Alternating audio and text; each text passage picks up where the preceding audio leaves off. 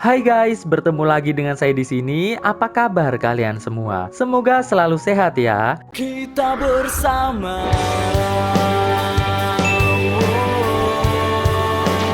Kisah diawali dengan memperlihatkan seorang wanita yang sedang berusaha keluar dari sebuah peti jenazah. Wanita tersebut terus berusaha mendobrak pintu peti yang mengakibatkan peti itu jatuh dan akhirnya ia pun bisa keluar dari dalam peti tersebut. Setelah itu, ia mulai mencari jalan keluar dari tempat tersebut hingga ia sampai di sebuah ruang rias jenazah. Di sana, ia yang melihat sebuah telepon lantas mencoba menelpon 911. Namun sayang, ia yang ternyata mengalami lupa ingatan tidak bisa memberikan keterangan yang diperlukan. Saat petugas sedang berusaha melacak lokasinya, tanpa sengaja ia malah memutus kabel telepon tersebut. Ia pun lantas menuju ke arah pintu untuk melihat keadaan. Namun sial, ia malah justru melihat seorang psikopat bertopeng dengan membawa kamera yang sontak langsung berusaha untuk menyerangnya. Beruntung wanita tersebut berhasil mengunci pintu sebelum psikopat tersebut bisa masuk ke dalam ruangan. Psikopat yang tidak bisa membuka pintu memutuskan untuk meninggalkan wanita tersebut. Setelah beberapa saat, terdengar suara seseorang dari luar ruangan. Ia pun lantas meminta tolong pada pria tua tersebut. Namun sial, tiba-tiba dari belakang, pria tua tersebut diserang oleh psikopat menggunakan besi sampai tewas. Melihat besi psikopat masih menempel di pintu, wanita tersebut langsung membuka pintu yang mengakibatkan mata psikopat tersebut terluka terkena besi. Alhasil, wanita itu pun berhasil pergi dari tempat tersebut. Sesampainya di sebuah jalanan, wanita ini mencoba meminta bantuan dari seorang pengendara yang kebetulan lewat. Ia pun lantas disuruh untuk segera masuk ke dalam mobil.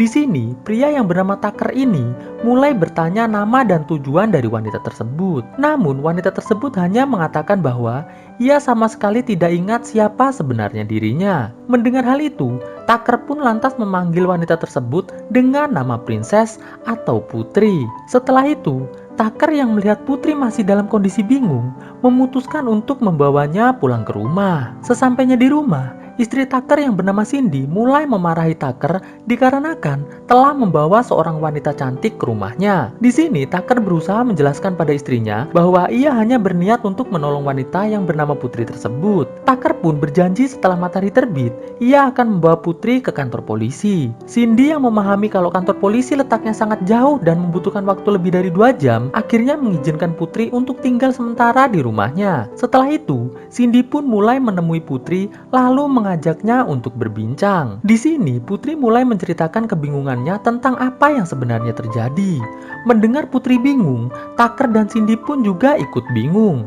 Alhasil, mereka bertiga pun akhirnya bingung secara bersamaan. Cindy yang tidak ingin kebingungan tersebut bertahan lama, lantas menyuruh Putri untuk segera mandi dan mengganti pakaiannya. Di tempat psikopat bertopeng, terlihat psikopat tersebut sedang mengobati sebelah matanya yang sempat kecolok besi sampai buta. Di rumah Tucker, Putri yang sedang mandi tiba-tiba merasakan sakit di kepalanya dan terlihat ada sebuah luka di kepala Putri.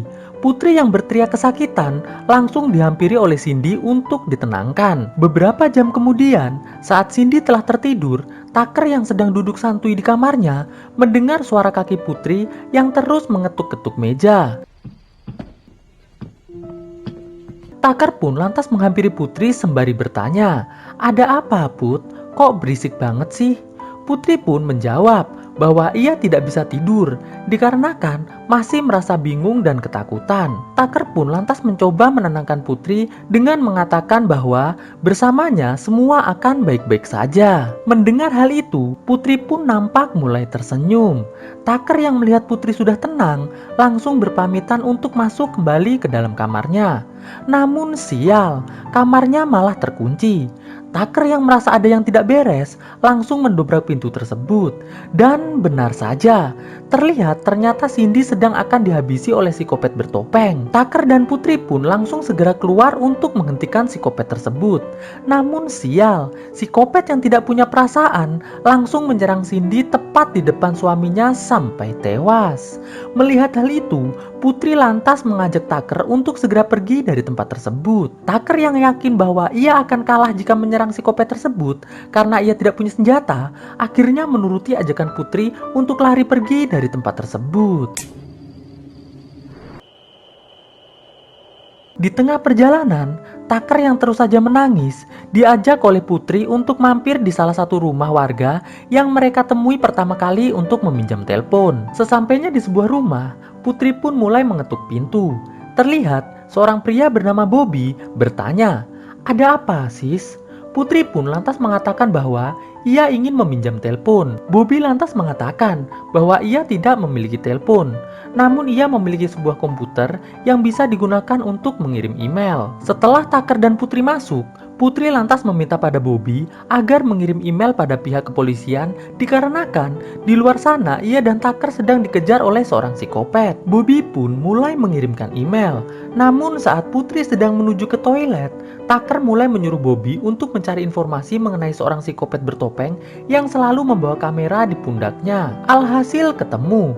Di sini Bobby mendapatkan informasi bahwa psikopat bertopeng tersebut merupakan buronan polisi dengan kasus pembuatan video sadis untuk dijual kepada para orang kaya yang ada di kota-kota besar. Saat Putri kembali, Tucker lantas meminta tolong pada Bobby untuk mengantarkannya ke kantor polisi. Dikarenakan psikopat tersebut pastinya sudah mengenali mobil Tucker. Jadi untuk mengelabui psikopat tersebut, Tucker berharap Bobby bersedia mengantarnya. Mendengar hal itu, Bobby pun mengatakan, "Oke bro." Sesampainya di kantor polisi, mereka pun mulai mengambil beberapa peralatan untuk berjaga-jaga. Namun saat mereka masuk ke dalam kantor, mereka sama sekali tidak melihat satu orang polisi pun di tempat tersebut. Setelah beberapa saat berkeliling, akhirnya mereka melihat beberapa polisi yang telah tewas dihabisi oleh psikopat. Saat mereka semua sedang berpikir, tiba-tiba psikopat bertopeng itu datang dan langsung menyerang Putri. Beruntung, Tucker berhasil menghalau psikopat tersebut dan segera berlari pergi dari tempat tersebut.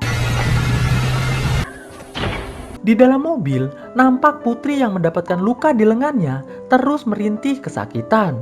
Tidak selang berapa lama, Putri tiba-tiba meminta Bobby untuk menghentikan mobilnya. Bobby pun lantas bertanya, "Ada apa, Put?" Putri pun mengatakan bahwa di tempat inilah ia ditahan oleh psikopat tersebut. Putri pun lantas turun dari mobil dan berjalan menuju ke tempat tersebut. Tucker yang tidak tega melihat Putri sendirian masuk ke tempat itu, akhirnya ia pun menemani Putri masuk ke dalam tempat tersebut. Sedangkan Bobby yang takut masuk hanya menunggu di luar saja. Di dalam gereja, terlihat Tucker mulai mengobati luka di tangan Putri. Sedangkan Bobby mulai diganggu suara-suara yang ditimbulkan dari rekaman milik psikopat bertopeng. Bobby yang semakin ketakutan dengan suara-suara tersebut, akhirnya memutuskan untuk masuk ke dalam gereja.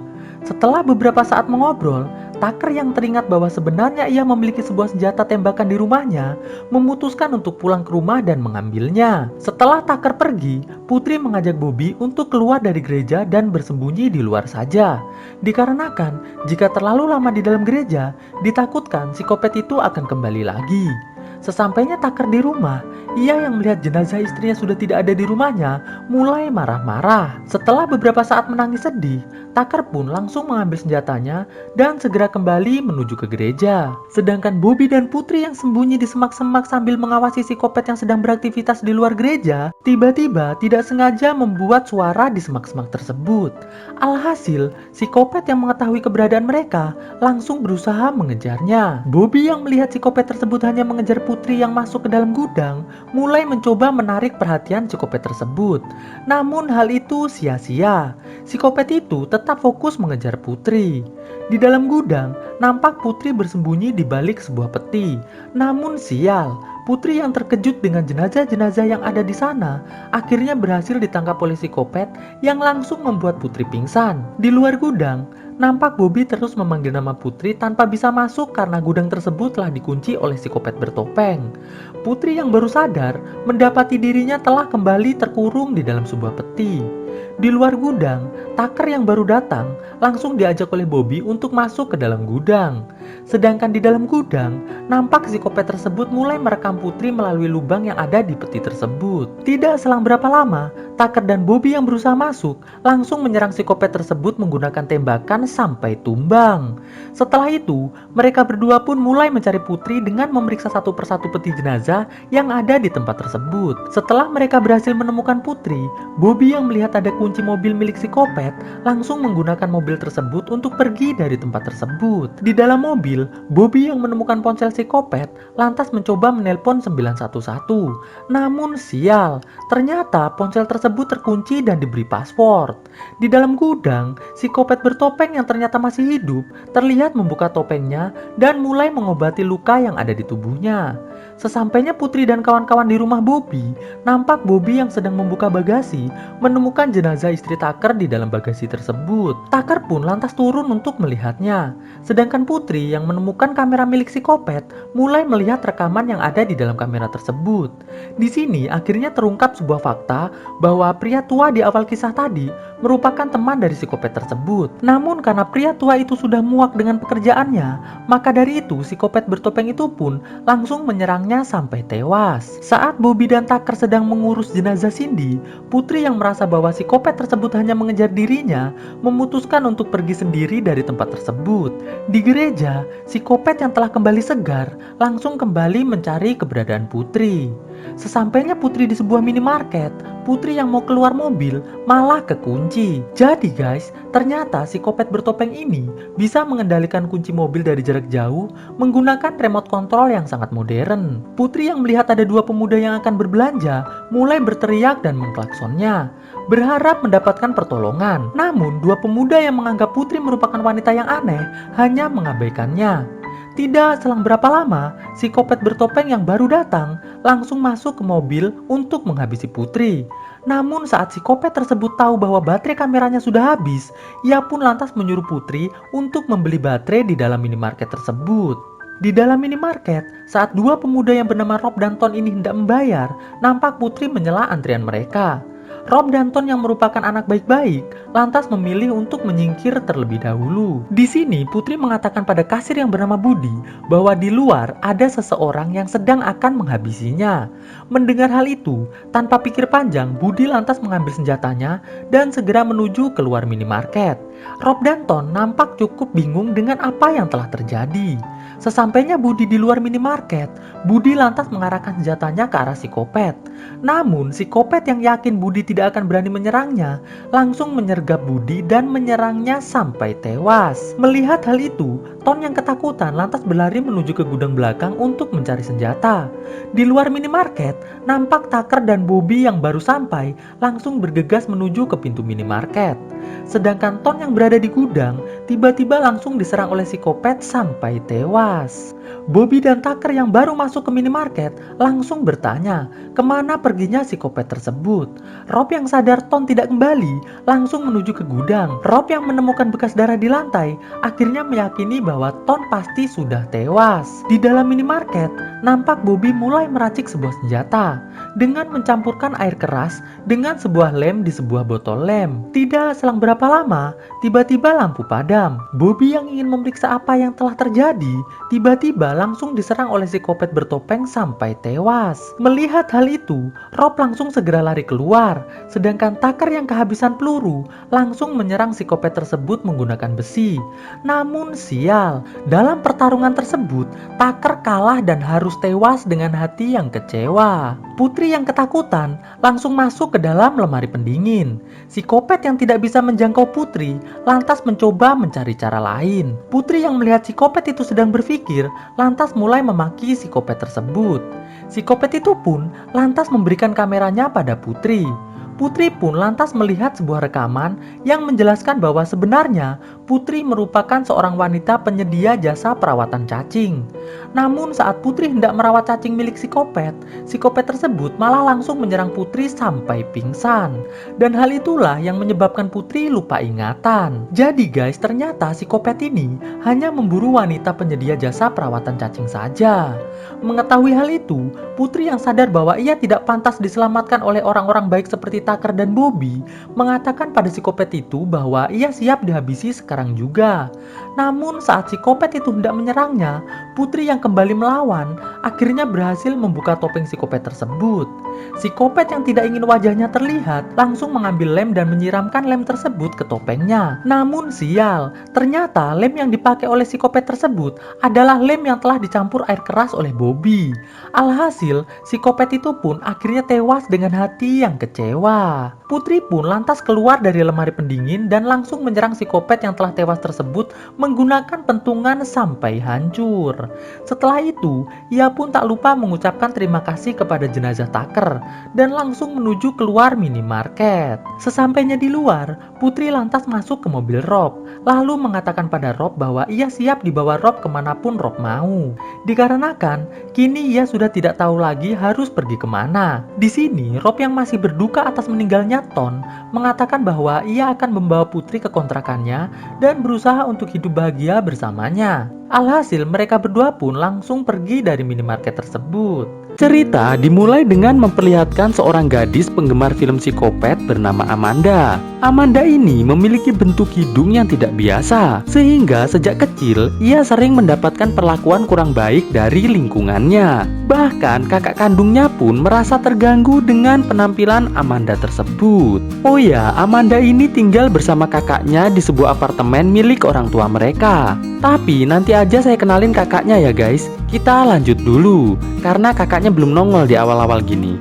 Suatu malam di sebuah kafe, sekelompok teman kerja Amanda sedang berkumpul untuk nongki-nongki santuy. Tidak selang berapa lama, muncul Amanda yang langsung ikut bergabung dengan teman-temannya tersebut. Lalu tiba-tiba MC di panggung kafe tersebut memanggil nama Amanda untuk naik ke panggung dan bernyanyi. Terlihat sangat jelas saat Amanda bernyanyi, sebagian teman kerjanya yang rese mulai mengejek penampilan Amanda. Namun sebagian yang lain terlihat sangat memuji penampilan Amanda yang memang memiliki suara luar biasa bagus. Tidak hanya teman kerjanya, salah satu pelayan yang bernama Tati terlihat meremehkan penampilan dari Amanda. Bahkan ada salah satu pria yang bernama Tony sempat menyebut Amanda dengan sebutan Pinocchio. Wes, pokoknya kasihan banget lah Amanda malam ini.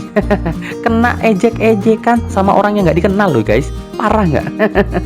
Setelah selesai bernyanyi, sebagian teman kerja Amanda yang baik mencoba menenangkan Amanda agar tidak merasa sedih. Lalu terlihat teman Amanda sekaligus wakil bos yang sangat rese bernama Jenny naik ke atas panggung untuk bernyanyi. Jenny ini bernyanyi lagu dengan lirik yang masih terus mengejek Amanda. Tidak selang berapa lama, muncul pelayan membawa air putih untuk Amanda sembari berkata bahwa Amanda tidak pantas mendapatkan minuman yang enak. Amanda cukup air putih aja karena sangat merusak pemandangan. Jadi si pelayan tadi tuh ngomong kalau Amanda itu hanya merusak pemandangan guys.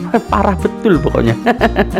Amanda yang sedih langsung beranjak ke toilet untuk menenangkan diri. Namun saat Amanda kembali ke mejanya, terlihat semua orang sudah pulang dan ia mendapatkan bil semua pesanan teman-temannya yang harus ia bayar. Alhasil, daripada harus berurusan dengan pihak keamanan kafe, Amanda pun terpaksa menguras semua tabungannya untuk membayar bil tersebut. Sesampainya di apartemen, Amanda dibikin kesal dengan suara kakaknya yang sedang mabar cocok tanam dengan kekasihnya. Yang ini lebih parah sih.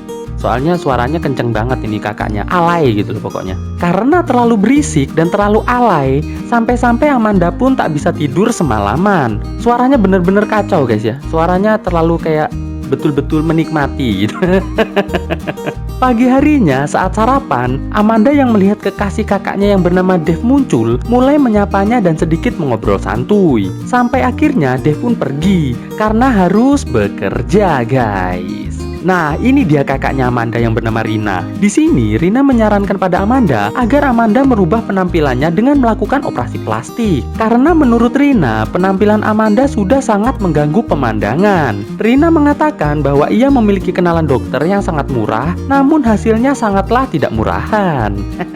Ada yang kayak gitu guys, ada.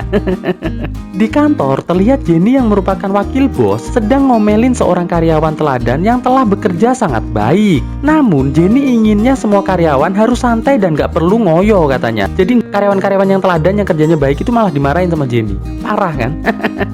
Amanda yang baru datang pun langsung disuruh mengerjakan pekerjaan dari teman-teman Jenny, seperti bikin kopi dan ngantar barang ke kantor lain. Padahal sudah jelas hal itu bukanlah tugas Amanda. Namun Jenny sengaja melakukannya agar teman-temannya bisa nganggur santai seperti dirinya. Saat Amanda sedang mengantar barang di kantor lain, ia disapa oleh seorang pria bernama Felix yang sepertinya sangat menyukai dirinya. Namun saat sedang asik ngobrol, muncul bosnya Felix yang bernama Rosa mulai mengejek Amanda. Tidak hanya itu saja, Amanda pun mendapatkan perlakuan yang cukup jelek dari hampir semua karyawan di kantor tersebut. Kecuali Felix ya guys, kecuali Felix. Karena Felix ini suka sama Amanda, apa adanya gitu loh. Saat mau pulang, Felix mengajak Amanda untuk ngopi di sebuah kafe. Amanda yang tidak sadar bahwa Felix menyukainya hanya mengatakan, "Oke, Felix." Sepulangnya mengantar barang, Amanda langsung disuruh bersihin toilet oleh Jenny. Jadi intinya, hampir semua pekerjaan di kantor tersebut diserahkan pada Amanda guys. Kalian mau nggak jadi Amanda? Sepulangnya dari bekerja, Rina mengatakan bahwa Amanda tidak boleh datang ke pesta pernikahannya jika Amanda masih berpenampilan seperti itu. Mendengar hal itu, Amanda pun langsung pergi keluar. Sesampainya Amanda di kafe, Amanda yang melihat Felix bersama dengan gadis lain langsung segera pulang kembali ke apartemen. Pagi harinya, Amanda akhirnya memutuskan untuk menemui dokter murah yang direkomendasikan oleh kakaknya kemarin. Ini dia dokternya. Ya, dokter yang satu ini memang sangat gemar berpesta guys. Jadi pastinya dia setiap hari akan sedikit oleng-oleng kayak gini. Setelah sedikit memeriksa dan memberikan gambaran hasilnya pada Amanda, dokter West pun meminta agar besok malam Amanda datang dengan membawa uang tunai agar ia bisa langsung bekerja dan membuat Amanda menjadi sangat cantik.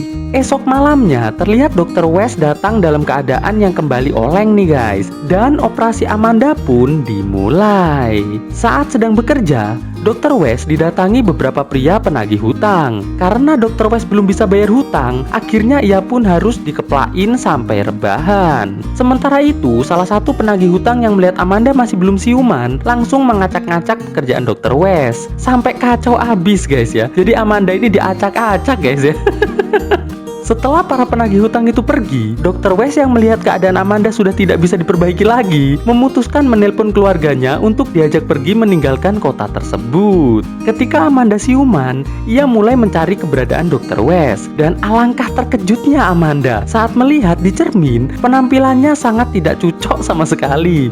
Pastinya tidak cocok guys, soalnya habis diacak-acak dia. Coba bayangin aja, wajahnya diacak-acak guys. Ia pun langsung memerban wajahnya, lalu menuju pulang ke apartemen. Sesampainya di apartemen, kakaknya Amanda yang melihat penampilan Amanda tidak cocok banget, mencoba mengusir Amanda. Amanda yang kesal pun tanpa sengaja menyucuk kakaknya sampai meninggoy ini guys. Jadi kakaknya ini langsung dicucuk sama Amanda sampai meninggoy. Setelah itu, Amanda langsung keluar rumah dan mulai menghabisi orang-orang yang pernah mengejeknya, mulai dari teman masa kecilnya. Lalu ia pun duduk santuy di sebuah taman. Di sini ia dihampiri seorang tunawisma yang memberinya minuman agar Amanda yang terlihat sedang murung menjadi smile kembali. Di tempat lain, terlihat teman-teman kerja Amanda sedang bersiap untuk melakukan kegiatan di sebuah camp wisata. Sedangkan Amanda yang baru terbangun nampak terkejut karena ia ternyata sedang berada bersama para tunawisma di sebuah taman. Para tunawisma itu pun mulai bertanya pada Amanda apa yang terjadi. Amanda pun menceritakan semua yang telah ia alami dan juga yang telah ia lakukan. Mendengar hal itu, salah satu tunawisma memberikan Amanda sebuah topeng, sembari memberi semangat agar Amanda semangat menghabisi semua orang yang pernah mengejeknya. Dengan semangat baru, Amanda pun mulai mendatangi satu persatu orang yang pernah membuatnya sedih. Amanda pun memulainya dengan menghabisi semua karyawan yang ada di kantor tempat ia mengantar barang dulu. Kecuali Felix ya guys, kecuali Felix. Karena hari ini Felix tidak masuk kerja guys, jadi nggak ada Felix di situ. Setelah selesai dengan orang-orang di kantor itu, Amanda melanjutkannya dengan menemui Rosa dan tentunya menghabisinya sampai meninggoy. Amanda pun melanjutkan aksinya dengan menemui pengunjung pria yang sempat menyebutnya Pinocchio kemarin untuk dihabisi tentunya guys ya, sampai meninggoy tentunya. Semua pengunjung kafe yang melihat kejadian itu hanya melongo saja dan tidak melakukan apa-apa. Keren kan? Filmnya keren kan? Amanda lalu melanjutkan perjalanannya menemui seorang vokalis band kesukaannya yang pernah nolak mabar cocok tanam sama dia nih guys. Vokalis ini pun juga dihabisi dengan mengambil biji-bijiannya dan menggunakannya sebagai bola golf. Ngilu coy. Kemudian Amanda mendatangi teman masa kecilnya yang pernah membohonginya dengan mengatakan bahwa Amanda itu cantik. Alhasil ia pun juga harus meninggoy. Sudah random banget deh pokoknya. Selanjutnya Amanda mendatangi guru SD-nya yang pernah menertawakannya saat Amanda ketiduran di kelas. Di sini Amanda tidak menghabisi guru tersebut. Ia cuma mengambil penglihatan guru tersebut dengan cukup asoy. Lalu Amanda melanjutkan perjalanannya dengan menemui mantan bosnya yang pernah memecatnya hanya gara-gara ia tidak tertawa saat bosnya tersebut tertawa. Alhasil bos tersebut pun meninggoy. Sembari duduk di taman, Amanda kembali mengingat-ingat siapakah yang harus ia datangi lagi. Siapa lagi ya? Kayaknya udah semua. Tidak butuh waktu lama, Amanda pun sudah mulai dicari oleh masyarakat dengan julukan gadis bertopeng menakutkan. Di camp tempat teman-teman kerjanya Amanda berada, terlihat semuanya sedang melakukan kegiatan dengan cukup menyenangkan. Amanda yang tidak sengaja melihat Dr. West yang sedang menuju toilet, langsung mengikutinya dan menghabisinya dengan mengambil cacing Dr. West lalu memberikannya pada istrinya Dr. West. Gimana nggak kaget coba istrinya Dr. West? Setelah itu, Amanda menumpang mobil menuju ke camp tempat teman-temannya sedang berkegiatan. Di camp, terlihat semua orang masih dalam keadaan yang bahagia, kecuali Jenny yang sedang dimarahi sama bosnya karena resek banget pokoknya pas acara ini. Di dalam mobil, Mas John mengatakan pada Amanda agar Amanda mendatangi dokter kenalannya karena dokter tersebut sudah terbukti mampu memperbaiki apapun menjadi lebih baik. Ditambah lagi, semua itu gratis. Mendengar hal itu, Amanda pun terlihat sangat senang karena gratis. Sesampainya di camp, Amanda langsung turun dan segera menemui teman-temannya yang rese. Dimulai dari bosnya, karena telah membiarkan Jenny dan teman-temannya bertindak seenaknya di kantor. Setelah selesai menghabisi bosnya, Amanda lanjut menghabisi teman Jenny yang bernama Mila. Melihat Mila meninggoy, Jenny dan Rini lari secepat-cepatnya. Namun di sini, Jenny sempat mendorong Rini sehingga Rini pun akhirnya tertangkap sama Amanda. Tentunya langsung dihabisi dong, ya kan, sama Amanda. Di dalam camp, teman-teman kerja Amanda yang gak rese didatangi Jenny yang mengatakan bahwa Amanda sedang ingin menghabisinya. Namun mereka semua yang memang gak suka sama Jenny malah mendukung Amanda untuk menghabisi Jenny. Mereka pun lantas keluar camp untuk pulang ke rumah. Setelah semuanya pergi, Amanda dan Jenny pun mulai bertarung singkat yang sudah pasti dimenangkan oleh Amanda karena jagoannya di sini Amanda guys, jadi pasti menang dengan meninggoynya Jenny. Jadi menangnya Amanda itu dengan meninggoynya Jenny guys, gitulah pokoknya ya kan. Kemudian Amanda menelpon dokter yang katanya gratis tadi untuk merubah penampilannya. Dengan memakai mobil Jenny, Amanda pun OTW ke rumah dokter Tini untuk melakukan operasi. Sesampainya di rumah dokter Tini, Amanda langsung dioperasi.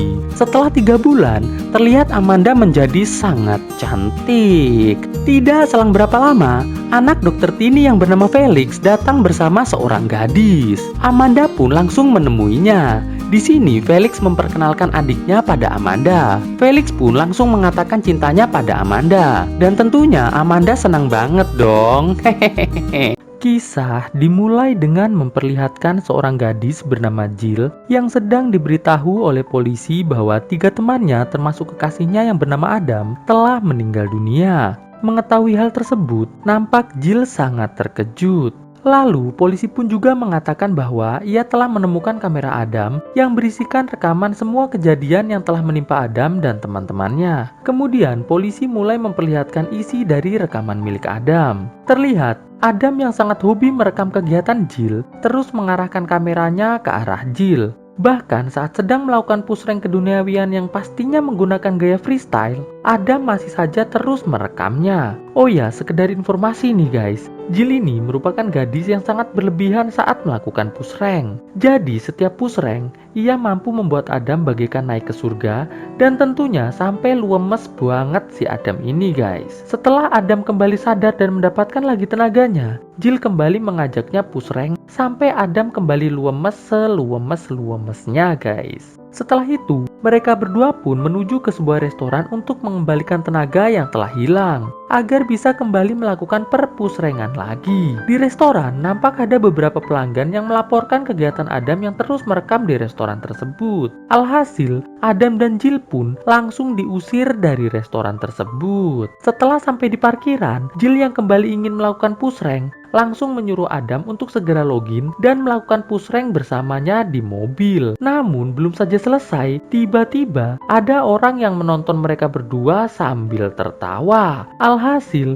Jill pun langsung tancap gas pergi dari tempat tersebut. Di tengah perjalanan, Jill bertanya pada Adam, di manakah tempat yang bagus untuk melakukan pushrank tanpa diketahui oleh orang, namun bisa memacu adrenalin yang luar biasa. Di sini, Adam mengatakan bahwa ada sebuah bangunan bekas rumah sakit di tengah kota.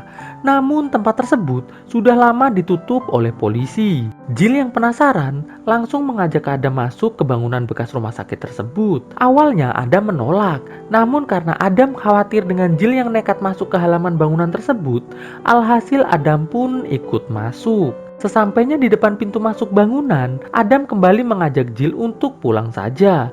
Namun Jill yang sudah sangat penasaran dengan bangunan tersebut terus memohon agar Adam bersedia menemaninya masuk. Namun baru saja mereka berdua masuk, tiba-tiba ada seorang polisi yang melihat kegiatan mereka berdua dan langsung mengejar mereka masuk ke dalam bangunan. Karena takut tertangkap, mereka berdua pun memutuskan untuk bersembunyi sekaligus menyusuri bangunan rumah sakit tersebut. Setelah beberapa saat berkeliling, mereka pun mulai mendengar suara-suara seperti benda jatuh. Namun hal tersebut tidak membuat nyali Jill ciut sedikit pun. Malah justru ia semakin bersemangat untuk mencari ruangan paling beradrenalin agar bisa melakukan perpusrengan bersama Adam. Sesampainya mereka di salah satu ruangan pasien yang terdapat alat pengikat, Jill pun lantas menyuruh Adam untuk mulai pushrank dengan cara mengikatnya. Tanpa berpikir panjang, Adam pun langsung segera melakukannya. Namun setelah Jill terikat, bukannya langsung nge-pushrank, Adam malah justru mengerjai Jill terlebih dahulu dengan meninggalkan Jill bersama kameranya di tempat tersebut. Setelah Adam pergi, tiba-tiba muncul sosok perempuan yang mendekati kamera Adam dengan sangat cepat. Singkat cerita, Adam pun kembali dan langsung membangunkan Jill dari pingsannya. Saat Jill sadar, nampak ia tersenyum dan langsung menyuruh Adam segera melakukan pushrank bersamanya. Alhasil, perpushrankan terbaik pun terjadi di sini, guys. Namun setelah selesai pushrank, tiba-tiba Jill mimisan. Adam yang panik pun langsung segera mengajak Jill untuk segera keluar dari tempat tersebut. Namun sial, saat mereka berdua baru keluar dari bangunan tersebut, terlihat mobil mereka sudah diderek oleh petugas. Dengan perasaan kesal, Jill pun akhirnya menelpon temannya untuk segera menjemputnya. Setelah beberapa saat menunggu, teman Jill yang bernama Tony dan pacarnya yang bernama Jenny datang menemui mereka. Di sini Jill mengatakan pada Tony bahwa ia baru saja melakukan penelusuran di bekas bangunan rumah sakit tersebut. Tony yang tiba-tiba penasaran langsung mengajak mereka semua untuk kembali masuk ke dalam bangunan tersebut. Sontak Adam pun menolak. Namun karena Jill kembali memohon, alhasil Adam pun menyetujuinya. Setelah mereka berempat masuk ke dalam bangunan tersebut, Tony yang melihat Adam terus merekam langsung menyuruh Adam untuk mematikan kameranya. Namun Adam menolak permintaan Tony tersebut. Sesampainya mereka di tempat monitor CCTV, alangkah terkejutnya mereka semua. Dikarenakan monitor tersebut masih menyala dan menayangkan kondisi seluruh ruangan yang ada di bangunan tersebut. Tidak selang berapa lama, terlihat Tony mengeluarkan sebuah pistol sembari menyuruh Adam untuk mematikan kameranya. Namun karena Adam menolaknya, alhasil Tony pun membawa lari Jill menuju ke ruangan lain entah di mana. Adam dan Jenny yang takut dengan Tony karena Tony membawa pistol hanya bisa terdiam saja. Setelah beberapa saat, Adam dan Jenny yang sudah tidak mendengar suara Tony dan Jill mulai mencari keberadaan mereka berdua dengan cara berpencar. Adam yang sudah lelah berkeliling akhirnya memutuskan untuk menelpon Jill dan terdengar suara Jill yang seperti sedang berbicara tidak jelas. jelas. Adam pun lantas kembali mencari dengan kembali menelusuri ruangan-ruangan yang ada di bangunan tersebut. Alhasil setelah sekian lama mencari,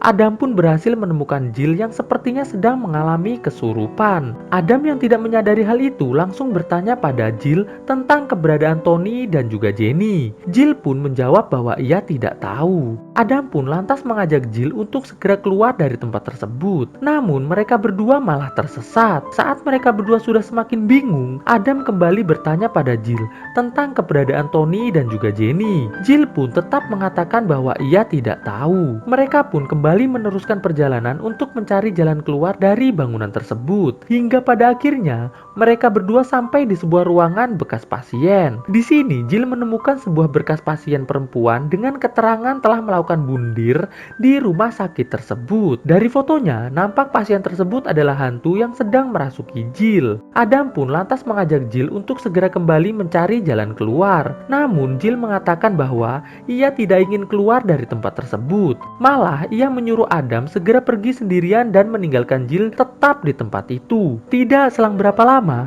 tiba-tiba Jill seperti tersadar dan langsung mengajak Adam untuk segera melanjutkan perjalanan. Singkat cerita, sesampainya mereka berdua di sebuah ruangan yang lampunya kedip-kedip macam disco, Adam yang melihat hantu perempuan ada di dalam ruangan tersebut langsung segera menghampirinya. Namun hantu tersebut tiba-tiba menghilang. Setelah beberapa saat hantu tersebut menghilang, nampak Jill mulai menelpon 911. Tapi hal tersebut sia-sia. Ternyata yang mengangkat telepon tersebut adalah hantu wanita yang langsung menyuruh Jill untuk menjauhi Adam. Alhasil Jill pun lantas segera pergi untuk menjauhi Adam. Adam yang kehilangan jejak Jill memutuskan kembali ke ruangan monitor CCTV untuk melihat keberadaan Jill. Namun di sini Adam justru melihat sebuah tayangan saat Tony membawa lari Jill dan langsung melakukan push rank bersama Jill dengan menggunakan gaya freestyle. Lalu tidak selang berapa lama muncullah Jenny yang ingin ikut push rank juga. Alhasil mereka bertiga pun langsung melakukan push rank bertiga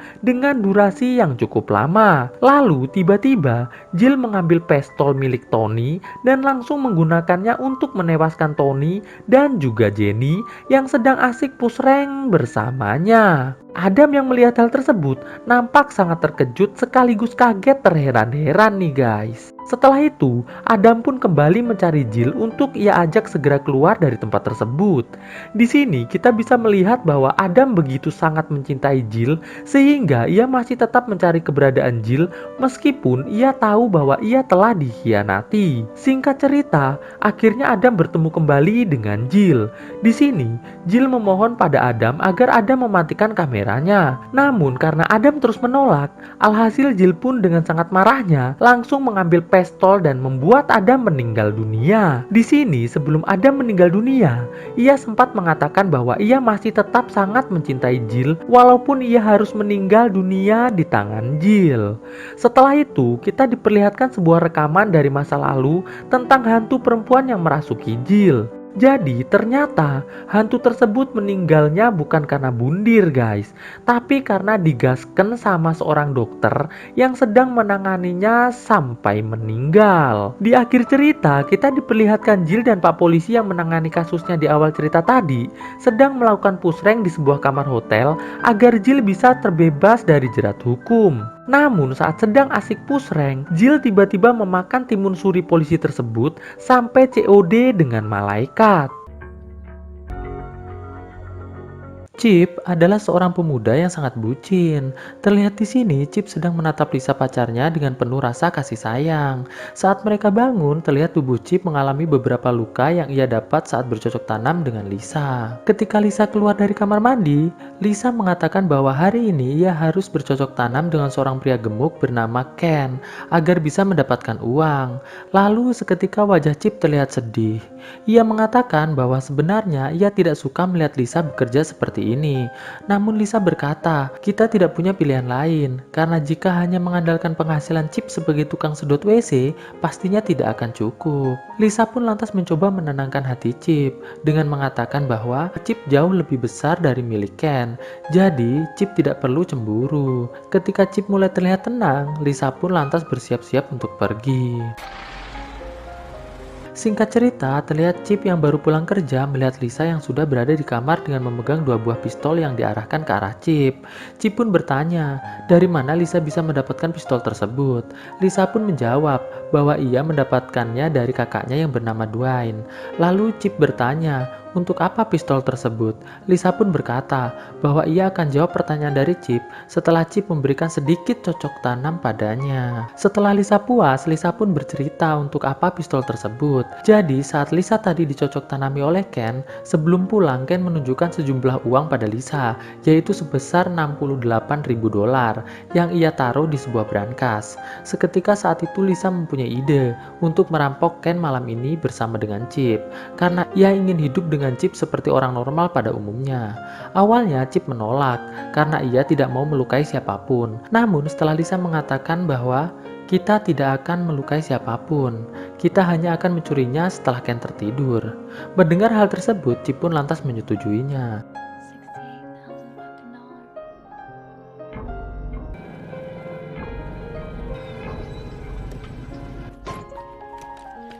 Malam harinya, sesampainya mereka di rumah Ken, mereka lantas menyelinap masuk ke rumah tersebut. Setelah mereka masuk, Lisa yang melihat Ken yang sedang colalai santuy sambil nonton bokep cuy, langsung membunuh Ken dengan menggunakan pisau sampai tewas. Chip yang melihat hal tersebut seketika terlihat sangat syok berat. Lalu dari belakang Chip muncul istri Ken yang berteriak ketakutan dan langsung menyerang Chip. Namun sayang, Lisa yang sudah ada di belakang istri Ken langsung menusuk kepala wanita tersebut hingga tewas. Chip yang masih sangat terpukul melihat hal tersebut, lantas bertanya pada Lisa, mengapa Lisa membunuh mereka. Lisa pun mengatakan bahwa ia tiba-tiba ingin membunuh saja. Chip pun terlihat sangat marah dengan Lisa. Namun di sini Lisa berhasil menenangkan Chip dengan mengatakan bahwa ini semua sudah terjadi. Lisa pun berjanji pada Chip bahwa ia tidak akan membunuh siapapun lagi. Chip pun akhirnya memaafkan Lisa. Mereka pun lantas mengambil uang Ken dari brankas. Tapi saat mereka akan pergi dari tempat tersebut, tiba-tiba ada suara pintu ditutup dari lantai bawah. Chip pun lantas memeriksanya. Di sana, Chip melihat wanita cantik bernama Violet. Violet yang ketakutan lantas berlari. Chip pun lantas mengejarnya. Setelah Chip berhasil menangkap Violet, Lisa yang ada di belakang lantas memukul kepala Violet sampai pingsan. Setelah itu, mereka memasukkan Violet ke dalam bagasi mobil. Lalu Chip bertanya pada Lisa, apa yang akan ia lakukan dengan Violet. Lisa pun mengatakan bahwa ia akan memberitahu Chip setelah Chip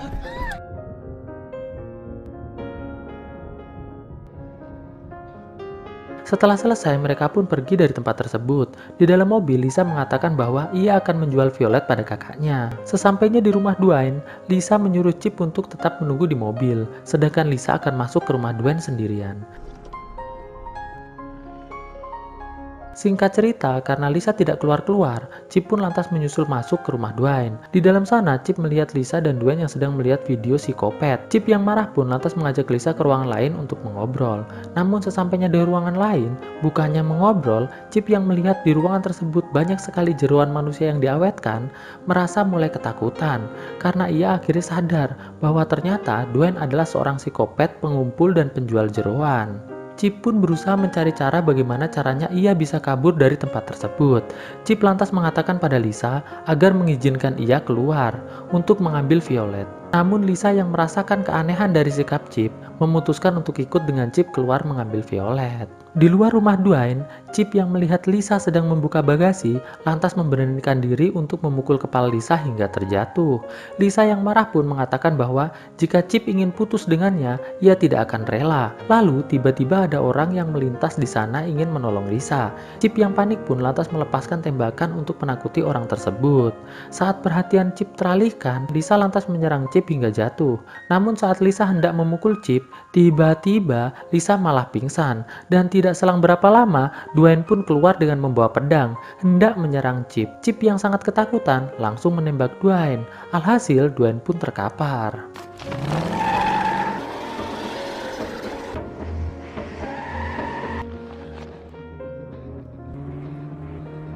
Di tengah jalan, Chip melihat ternyata Lisa masih terus mengejarnya.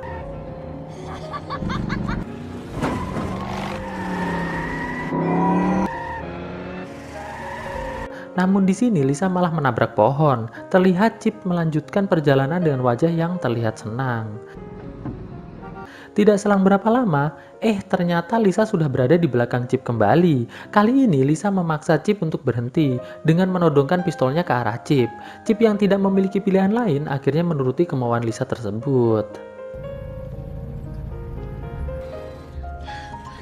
Saat Chip mendekati Lisa, Lisa lantas menyuruh Chip untuk memeluknya. Chip pun memeluk Lisa. Lalu Chip bertanya pada Lisa, apakah ia akan membunuhnya? Lisa pun menjawab bahwa ia tidak mungkin membunuh Chip, namun Chip harus mau untuk membunuh Violet.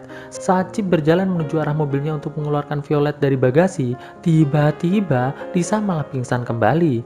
Chip yang melihat hal tersebut lantas bergegas pergi. Di tengah perjalanan, Violet yang masih di dalam bagasi meminta Chip untuk melepaskannya.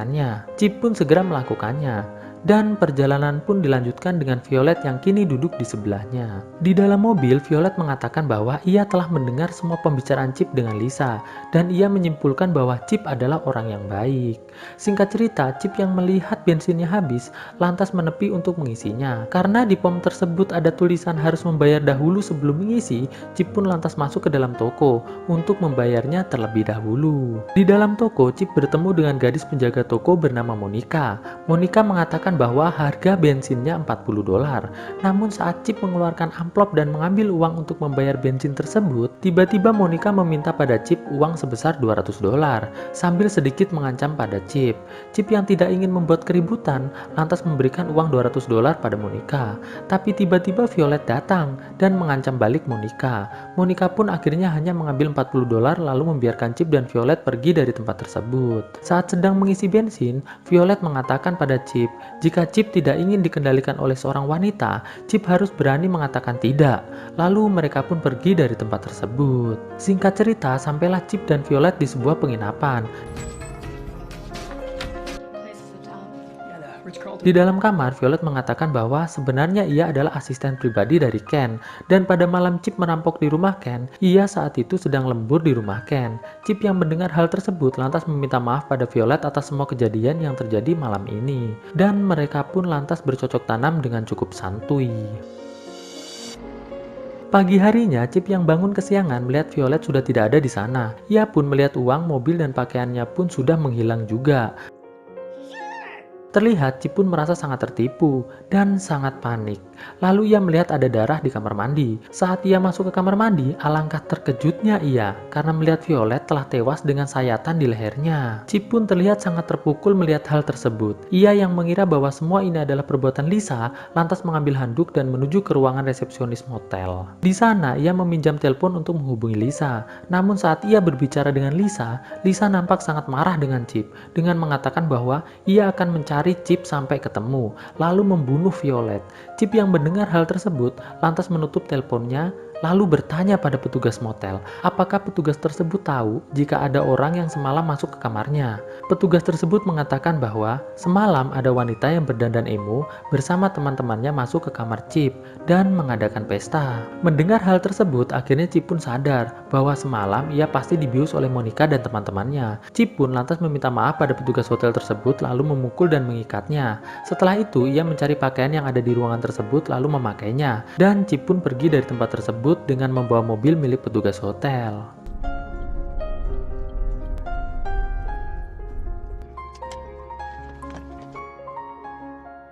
Sesampainya Chip di tempat kerja Monica, ia bertemu dengan gadis bernama Amy. Di sana, Chip bertanya pada Amy, di mana alamat Monica. Amy pun menjawab bahwa ia akan memberitahu di mana Monica berada setelah Chip mau. Karena tidak ada pilihan lain, Chip pun dengan sangat berat hati melakukan hal tersebut.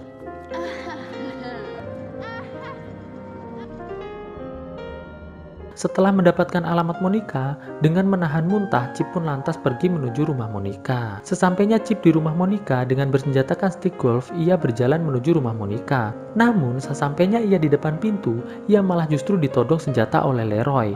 Dan tidak selang berapa lama, Amy datang. Lalu Amy mengatakan pada Leroy untuk segera membawa Chip masuk ke dalam rumah. Di dalam rumah, Chip disiksa oleh Monica dan teman-temannya. Ia terus dipukuli sampai tak sadarkan diri.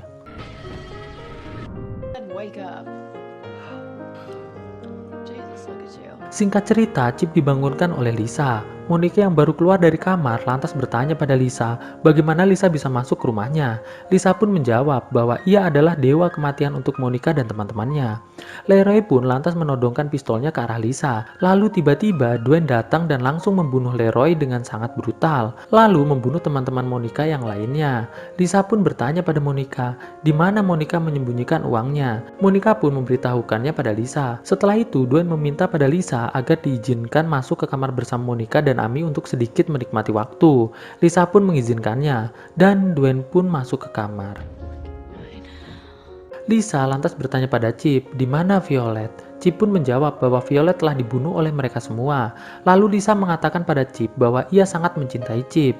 Lisa memohon agar Chip tidak meninggalkannya. Namun di sini Chip mengatakan bahwa ia sudah lelah dengan semua ini dan menginginkan untuk menyudahi hubungannya dengan Lisa saat ini juga. Chip pun lantas beranjak pergi. Sesampainya di luar rumah, Lisa menodongkan senjatanya pada Chip, lalu mengatakan jika Chip melangkah satu langkah lagi, ia akan menembak Chip sampai mati. Chip pun lantas berhenti dan mengambil pistolnya, lalu menembak Lisa sampai tewas. Setelah itu, Chip kembali masuk ke dalam rumah, lalu membunuh Dwayne. Terlihat Monica berterima kasih pada Chip, lalu memohon pada Chip agar mau membawanya pergi dari tempat tersebut. Ia berjanji akan melakukan apa saja untuk Chip, jika Chip mau membawanya. Chip pun lantas mengatakan bahwa ia mau Monica membawa kembali Violet ke dunia, dan Chip pun menembak Monica sampai tewas. Setelah itu, Chip bergegas menghilangkan barang bukti yang melibatkan dirinya dengan cara membakar rumah tersebut, lalu pergi dari tempat tersebut. Di akhir film, Chip melihat ada seorang wanita cantik yang meminta bantuan padanya, namun Chip mengabaikannya dengan mengatakan bahwa ia tidak mau lagi menjadi bucin. Kisah kali ini merupakan sebuah kisah nyata dari seorang wanita yang dijuluki sebagai Boogie Woman Amerika. Kisah dimulai dengan memperlihatkan seorang wanita paruh-baya bernama Aileen sedang diwawancarai oleh seorang wartawan bernama Tony di sebuah penjara. Di sana, wartawan tersebut meminta Aileen bercerita tentang hal yang menarik dalam kehidupannya. Aileen pun memulai ceritanya di saat ia masih muda, tepatnya bulan Juli di tahun 1976. I'll give you a goddamn story. Saat itu terlihat Aileen sedang bercocok tanam dengan seorang pria yang telah menyewanya. Namun saat pria tersebut meminta adu cingur, Aileen pun menolaknya. Dan saat pria tersebut memaksa, Aileen pun langsung menyerang pria yang bernama Tommy tersebut beberapa kali sampai gigi depannya patah dan pingsan. Melihat Tommy pingsan, Aileen pun langsung mengambil dompet Tommy lalu segera pergi dari tempat tersebut. Sesampainya Aileen di sebuah pantai, ia bertemu dengan sekelompok remaja yang sedang santuy sambil melihat kembang api. Lalu salah satu wanita yang bernama Jennifer langsung menghampiri Aileen untuk diajak bergabung dengan semua teman-temannya. Setelah Jennifer kembali duduk bersama teman-temannya, tiba-tiba salah satu pria dari kelompok tersebut berdiri dan langsung mulai menghina Aileen dengan meminta Aileen untuk mengelus cacing miliknya. Alhasil Aileen pun langsung menyerang pria yang bernama Grady tersebut sampai tumbang, lalu segera beranjak pergi dari tempat tersebut. Jennifer yang tertarik dengan keberanian Aileen melawan Grady langsung mengejarnya. Di sini Jennifer meminta agar Aileen mau ia antar pulang. Mendengar hal tersebut, Aileen mengatakan bahwa ia tidak punya rumah. Alhasil Jennifer pun lantas membawa Aileen ke rumahnya. Sesampainya di kamar Jennifer lantas bercerita bahwa ia kini hanya tinggal berdua bersama ayahnya, dikarenakan ibunya telah lama meninggal. Sedikit informasi, ayah Jennifer ini adalah seorang ketua klub kapal pesiar sekaligus pengusaha yang sangat kaya raya. Setelah sejenak berbincang-bincang, Jennifer pun langsung tertidur, sedangkan Aileen segera turun dari kasur lalu berbaring di lantai.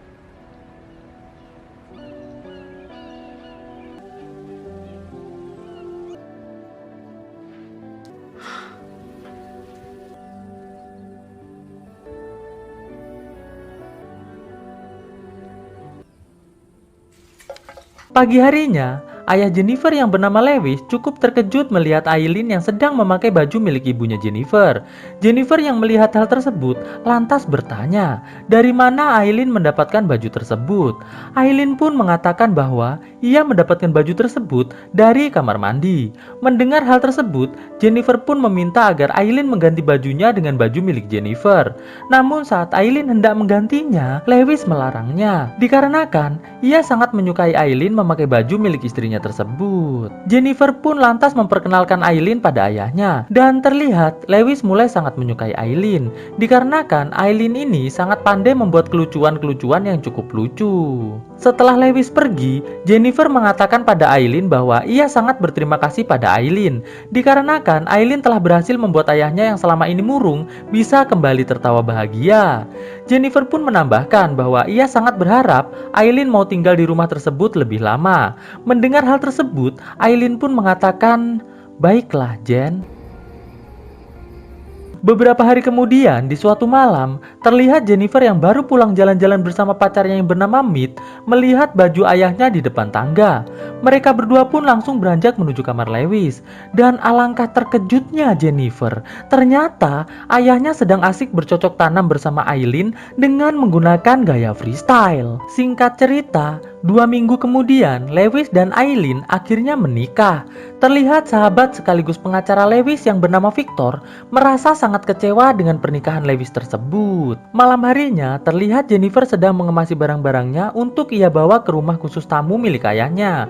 Ayahnya pun memohon pada Jennifer agar Jennifer tetap tinggal bersamanya di rumah tersebut. Namun Jennifer yang sudah kecewa pada ayahnya langsung mengatakan bahwa ayahnya seharusnya tidak menikahi Aileen dikarenakan latar belakang Aileen yang belum jelas. Lalu Jennifer pun segera pergi dari tempat tersebut. Di pintu keluar, dengan nada sedikit mengejek, Aileen bertanya pada Jennifer, apakah mereka berdua masih bisa bersahabat? Mendengar hal tersebut, Jennifer pun mengatakan, tidak akan pernah, Lee. Pada saat tengah malam, tepatnya setelah Lewis tertidur pulas, terlihat Aileen mengambil dompet Lewis lalu pergi menggunakan mobil menuju ke sebuah bar.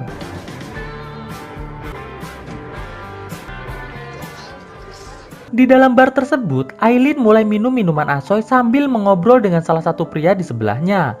Pria tersebut bernama Kino. Kino pun lantas menawari Aileen untuk mengkonsumsi narkocoy yang ia bawa.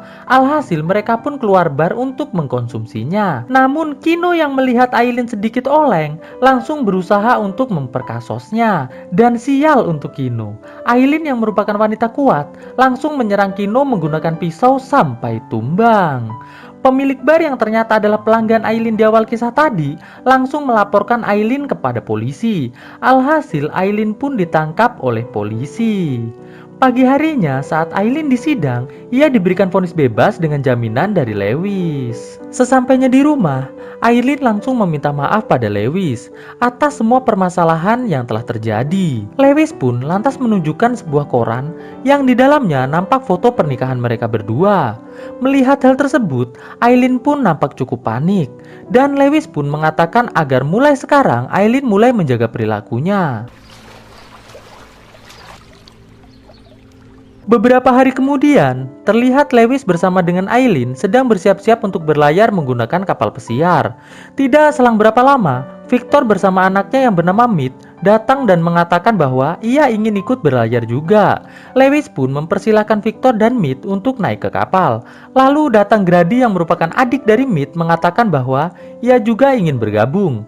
Tidak lama berselang, Jennifer pun datang. Terlihat Lewis yang melihat Jennifer ingin ikut juga merasa sangat bahagia.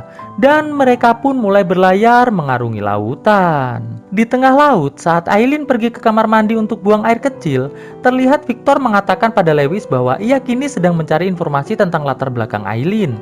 Apakah ia memiliki riwayat kriminal atau tidak?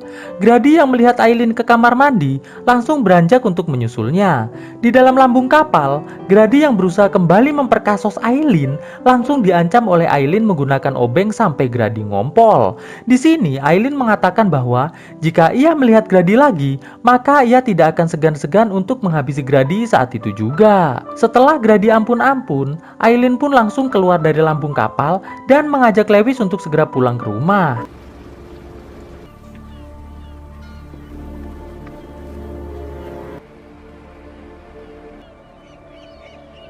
Esok harinya di sebuah toko baju, terlihat Jennifer dan Aileen sedang mencoba baju yang sama. Namun Aileen yang merasa penjaga toko memandangnya seperti seorang pencuri, langsung marah dan segera pergi dari tempat tersebut. Terlihat dari kejauhan, ada seseorang dengan nafas terengah-engah sedang memperhatikan Aileen dari dalam mobilnya. Malam harinya, Jennifer yang melihat lampu di ruang kerja ayahnya menyala, langsung bergegas menuju ke ruangan tersebut. Sesampainya Jennifer di depan ruang kerja ayahnya, ia melihat Aileen sedang mengisi sebuah cek yang ada di meja ayahnya dan menulis jumlah maksimal dari cek tersebut untuk ia cairkan. Melihat hal tersebut, Jennifer pun hanya bisa sembunyi saja. Pagi harinya, Jennifer langsung menuju ke kantor Victor untuk menceritakan semua yang telah ia lihat semalam. Victor pun mengatakan bahwa Aileen telah mencairkan semua uang dari cek tersebut. Bahkan, Aileen pun telah menghapus nama Jennifer dari ahli waris tunggal keluarganya. Dikarenakan kini sebagai istri Lewis, Aileen memiliki wewenang penuh atas semua harta milik Lewis. Mendengar hal tersebut, Jennifer pun merasa sangat panik. Namun Victor yang telah memiliki bukti tentang jejak kriminal dari Aileen mengatakan pada Jennifer agar Jennifer mengizinkan ia untuk membereskan semua permasalahan tersebut. Mendengar hal tersebut, Jennifer lantas mengatakan, "Baiklah." Esok harinya, terlihat Victor bersama Grady datang ke rumah Lewis untuk menemui Aileen. Aileen mengatakan pada Victor bahwa sekarang Lewis sedang tidak ada di rumah. Jadi, ia meminta Victor untuk segera pergi dari rumahnya. Mendengar hal tersebut, Victor langsung memperlihatkan semua bukti-bukti atas kejahatan yang pernah Aileen lakukan sebelumnya. Melihat hal tersebut, Aileen pun nampak mulai sangat panik. Lalu, Victor memperlihatkan uang sebesar $10.000 sembari mengatakan bahwa ia ingin Aileen mengambil uangnya dan segera pergi dari kota tersebut. Mendengar hal tersebut, Aileen langsung menyerang Victor. Victor pun berusaha untuk balik menyerang Aileen. Namun sial, Aileen yang berhasil mengambil sebuah senjata dari laci meja Lewis berhasil menembak Victor beberapa kali sampai tewas. Setelah Victor tewas, Grady yang masuk ke dalam rumah untuk menolong ayahnya harus tewas juga dengan mendapatkan tembakan di cacing dan di kepalanya. Setelah itu, kita kembali diperlihatkan ke masa sekarang saat Aileen diwawancarai. Di sana, sang pewawancara mengatakan bahwa ia tidak percaya dengan cerita Aileen barusan. Dikarenakan bagaimana bisa Aileen berhasil menghabisi Victor dan anaknya sekaligus tanpa ada bukti sama sekali. Aileen pun lantas mengatakan bahwa ia menghilangkan bukti dengan cara membungkus Victor dan anaknya menggunakan plastik sampah lalu membuangnya di dalam hutan. Lalu kisah pun berlanjut ke beberapa hari kemudian. Terlihat Aileen sedang santuy sambil makan ayam goreng di pinggir kolam renang. Tidak selang berapa lama, Aileen yang mendengar pintu rumah diketuk, langsung beranjak membukakan pintu. Dan terlihat ada sebuah amplop di depan rumah yang berisikan foto-foto saat Aileen membuang Victor dan Grady. Di amplop tersebut juga tertulis alamat dan nomor kamar sebuah hotel. Esok harinya, Aileen pun lantas menuju ke kamar hotel tersebut. Saat Aileen masuk ke kamar, alangkah terkejutnya Aileen. Ternyata yang ada di dalam kamar tersebut adalah adiknya yang bernama Kate. Kate yang sedang menderita kanker tenggorokan mengatakan pada Aileen agar Aileen segera bertaubat, dikarenakan kehidupan ini hanya sementara. Mendengar hal tersebut, Aileen justru langsung menyerang Kate sampai Kate tewas. Setelah itu, Aileen mulai mencari berkas asuransi milik Kate dan mengambilnya. Ternyata, hak pewaris dari asuransi jiwa milik Kate adalah Aileen. Melihat hal tersebut, Aileen pun sedikit merasa bersalah. Lalu, kita kembali dibawa ke masa sekarang. Di sini, Tony mengatakan bahwa cerita Aileen tidaklah benar, dikarenakan menurut data, Kate tidak meninggal di sebuah hotel, melainkan di sebuah rumah sakit karena penyakit kanker yang ia derita. Aileen pun mengatakan bahwa ia tidak peduli Tony percaya atau tidak. Yang jelas, ia hanya akan bercerita sesuai dengan versinya. Dan Aileen pun kembali melanjutkan ceritanya.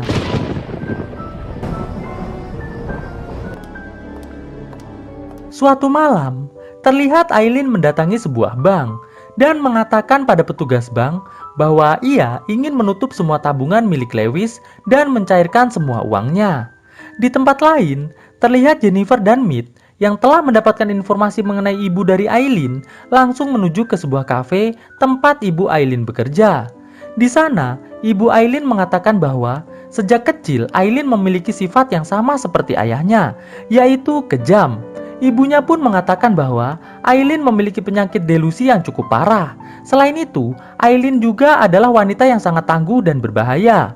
Ia akan mengambil semua yang ia inginkan, dan setelah mendapatkannya, maka ia akan segera menghabisi orang tersebut. Di rumah Lewis, Aileen yang baru pulang langsung diinterogasi oleh Lewis.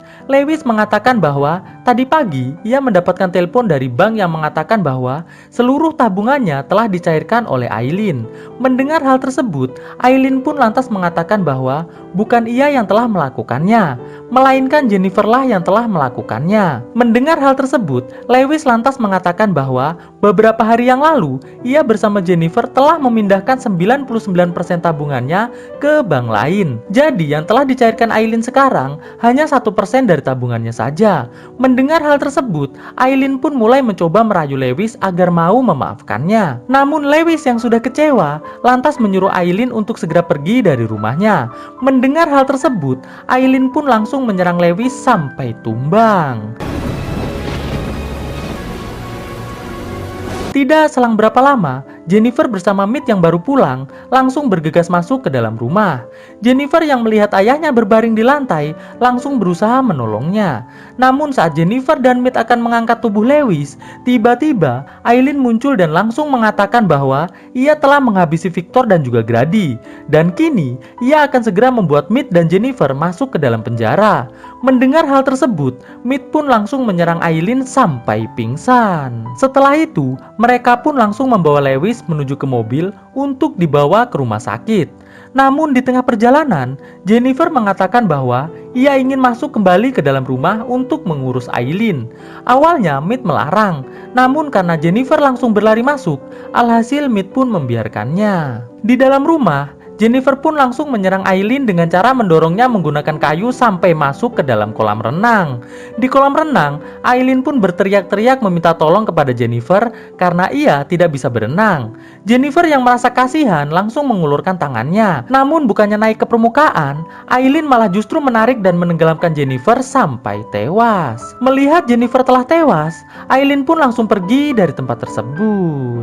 Jennifer yang ternyata masih hidup langsung bergegas mengejar Aileen yang ternyata sudah berada di kapal pesiar dan bersiap untuk kabur.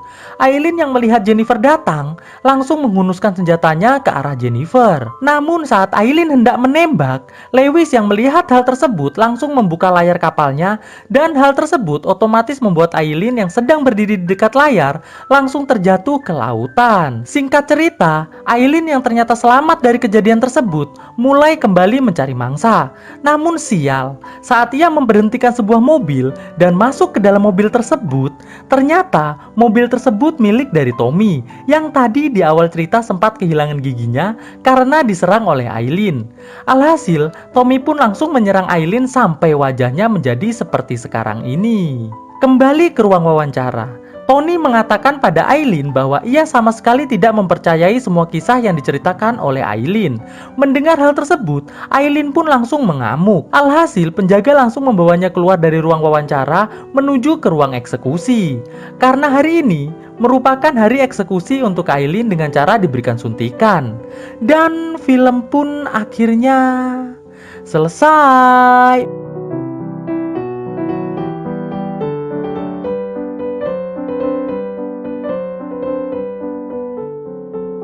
Oke guys, bagaimana menurut kalian filmnya? Bagus atau tidak? Ya, komen di kolom komentar, oke? Thanks for watching this video and stay on Shadow Squad. Enjoy your life like a king guys. Jangan lupa kasih like guys ya, oke? Thanks. Bye guys.